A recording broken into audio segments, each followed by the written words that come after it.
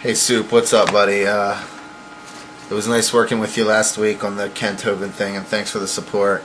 And it's nice to have you weigh in on this. And I do respect your work, and I understand the position that you're coming from. I think you kind of missed a little bit about what I was trying to say and what I was trying to get at. Let me explain what I mean, and I kind of took down timeline a little bit.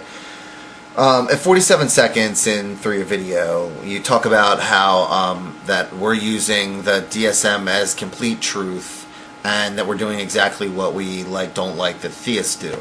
But in reality, we are, or if anything, not using the DSM as complete truth. We're proposing that the DSM should list theism, and it doesn't list it currently.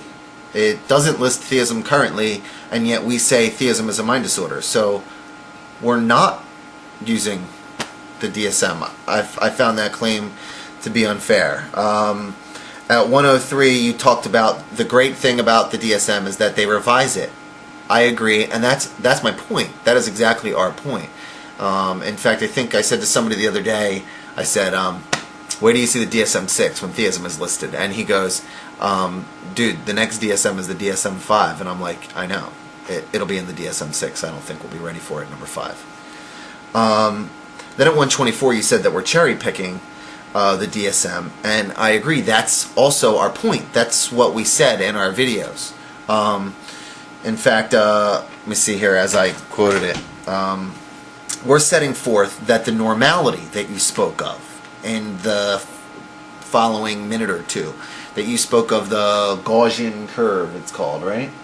Yeah, well, yeah, essentially just that the entire field of psychology is based on societal norms, which I did address in the video. Yeah, Kelly actually pointed this out in the video. You know, we recognize some of the videos that are coming back now, you and Golden Gun.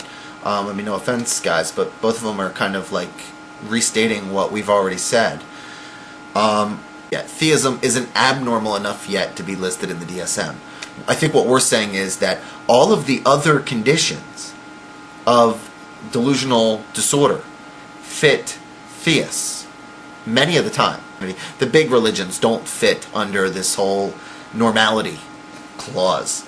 And we're setting forth that one day religion will be less normal, and all of the other factors will be in place, and we will be able to consider it and list it in the DSM as a mental disorder. Yes, talking to God will be just as completely idiotic to the average person as talking to your dead great-grandmother or calling up spirits through a Ouija board. 355 through the video, you said that you know, you gave the example of grandiose delusional type disorder as it refers to God and somebody who thinks that they have a special message from God. Now, I'm not sure why it says this, but I wasn't cherry picking. Maybe if anything, this is a good example of why Wikipedia sucks. Now, in my defense, I have seen it elsewhere, but Wikipedia does not list it in the wording that you used, and you can look up delusional disorder in Wiki and then go to grandiose. Of course, I'm sure somebody will change it in the next 5 minutes now. In the DSM-4, it actually says a special relationship or communication with a deity. No, he was pointing out, and you said you read it, but he pointed out a piece where it doesn't have it. By the way, Kelly has read the entire DSM-3. Well, I read the DSM-3R. So, like, read it front to back, and you made some sort of claim about, like, us not knowing what we're talking about. This is one of our areas of expertise. So, like, read the whole thing. Like, complete uber nerd. Like, read the whole thing. That's me. Nerd. So, anyway, I think you guys are missing the point. You know, all of the conditions except for the normality of theism fit. And how about, you know, we encourage the theists to start answering some of those hard questions, and you know, whatever. You know, I wasn't cherry picking the DSM. I was actually quoting Wiki, which, if you look up the explanation from Wiki, it is similar elsewhere. You talked about the fact that a mind disorder would be somebody who believed that they had a special message from God. I know tons of Christians like that. Tons. I know tons of Muslims like that. tons. Okay, so you basically have made my case for me. I mean, you Yeah. said that these are the people who would be delusional, not all theists. I admit that there are varying degrees of delusion.